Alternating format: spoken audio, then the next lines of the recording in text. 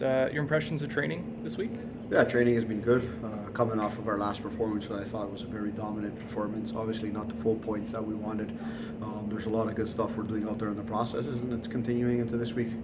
Is training, when you're kind of scheduling training, is it a reaction to the last game or preparation for the next game? Yeah, I think it's a continuation of what we're working on. That's the most important thing. We don't really deviate a lot away from our principles. It's more about how we're going to apply those to our opponent coming up, and just where we need to tweak things in certain areas of the field to be better. And obviously, you always work on the attacking principles of the game, as we saw on Saturday. That's the most difficult thing. You either leave it to random chance and luck on the field, or you work on it to make sure you get it through processes, and that's what we try and do. So that's always a big part of the week of training.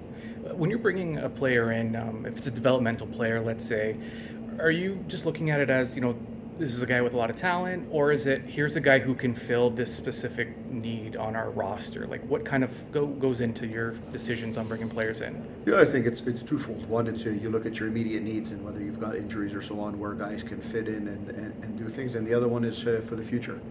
So you're not looking at the player for today, but you're looking at making sure that player gets the stimulus is in a professional environment to be out here to understand what it's like to be part of the club, because he may be the one that's going to join the club next year or the year after down the road.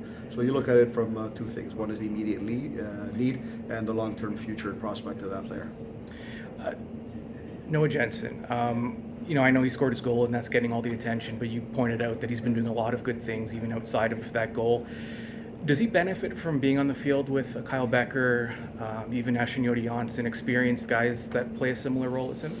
Yeah, 100%. And Noah's a perfect example of that player who in the past years has been in here training, being used to the environment, and now he's doing it full time. I think one, it's you learn, and two, it's you learn to challenge yourself. So you're going to learn from Becker and Jensen, but you're also going to challenge yourself, knowing that they're your competitors to get on the pitch. And when your time comes, you need to be ready, and that's the one thing I think he's done excellent throughout this whole phase of the season, even preseason. His head is down, he's working hard, he's understanding the concepts, and he knows, it's always a challenge to get into the lineup, but when he gets in there, he's proving that he's doing the right things, and I think that only bodes well for him going forward. How does the tactical demand change for a player coming into, getting his first experience in the pros? Can it be overwhelming? I think it all depends. It depends on the team. It depends on the coach. I think here you have a lot of tactical demands.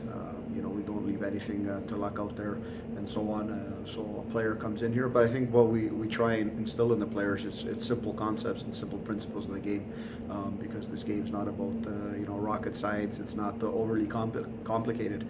We want to do certain things on the pitch in certain areas of the field, and how we move the ball and how we progress in certain areas of the field. So I think it's an easy progression for players, and I think they really enjoy that. They enjoy having their roles defined in certain ways, and their freedom in other ways on the pitch. All right, thoughts on your upcoming opponent this weekend? Yeah, Halifax always a tough team to play in Halifax. They've got a good home field advantage with their fans, but we enjoy going there and playing games. That's what you like. We love playing in front of our big crowds here at Tim Hortons Field, and we love playing against big crowds when we go away. So I think it's going to be a very good match. It has been, over the years between us. Their style has changed a little bit over the last year, and they've been very positive up to date. Just in terms of tactics and strategy, does it change home or away? Not necessarily, no. The principles for us are a little bit the same. It's just how we're going to go about neutralizing the opponent in certain areas, and where we're going to attack and where we're going to choose to put our emphasis based on what they give on the field, and where we think we can look at the opportunities we have against them.